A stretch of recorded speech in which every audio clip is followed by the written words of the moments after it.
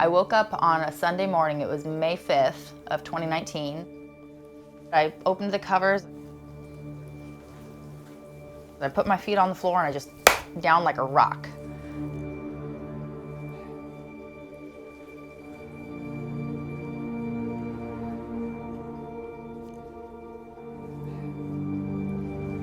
She was supposed to come over for dinner. She's a young woman, she changes her plans. I called her, she didn't answer. I figured, she was off doing stuff.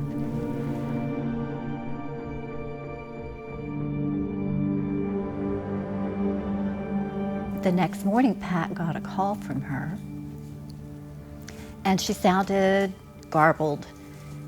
And so we sent my daughter and son-in-law over to the house, and they broke into the house. They found Jen on the floor. The first time that I heard that Jen had a stroke, it was really shock. Because she's young, she's fit, she exercised all the time, she ate right. So it just felt like it came totally out of the blue. And it was very upsetting, obviously, to me.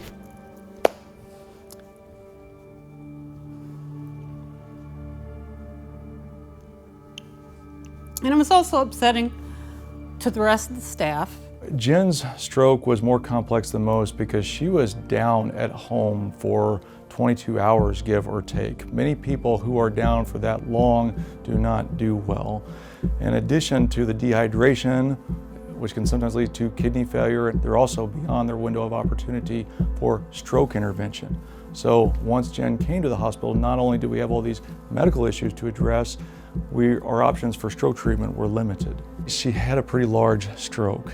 It affected the right hemisphere of the brain, which controls the left side of the body. Jen had complete flaccid paralysis when she came in. She had almost no movement in her left arm and leg. After a while, they put me in a step-down unit, and then after I think about 24 or 36 hours in the step-down, I went to the rehab ward, and I was there for the duration of the month of May. A lot of us who were local would come in, and just when we could, sometimes I'd run up during my lunch break because it was close to where I work. One of her friends brought one of her cats while she was in the hospital, which did her heart a world of good, knowing that Jen is such a fighter in every area of her life that if anybody's going to pull through this, it's going to be Jen Truesdale. Sometimes we have to give bad news to patients. I'm always very cautious how we do that because we don't know everything.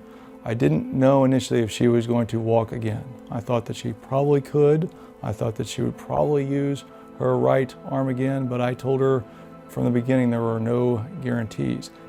I knew that there's sort of a finite window for recovery after a stroke. Nobody knows how long that window is, but we don't have any time to waste. I think in the very beginning, Jen really kind of struggled with understanding just how impaired she was. Her ability to use her entire arm and her entire leg and trunk on one side was gone. And we talked about her goal and where we wanted to go with this. She said, I will run again.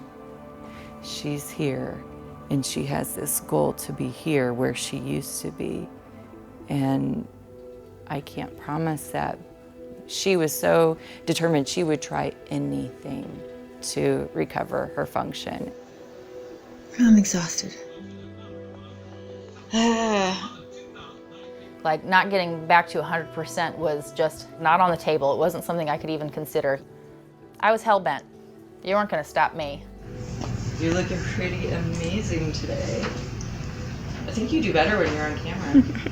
I'm a trained performer. She went through the rehab process, went home, she did the home health therapy, went through outpatient therapy, was able to return to work and function quite independently.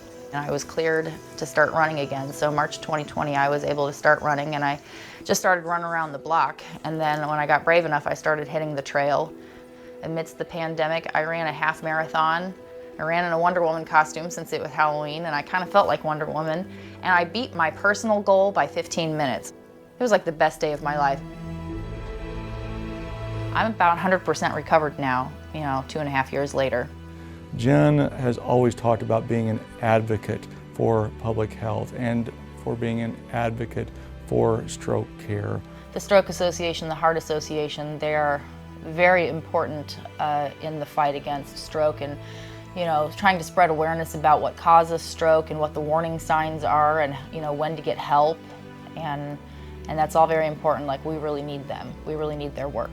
The American Heart Association has been a bedrock of cardiovascular and cerebrovascular care and research for decades, and it helps people just like Jen. I don't know if I've worked with someone quite so determined. She's definitely been an inspiration to me.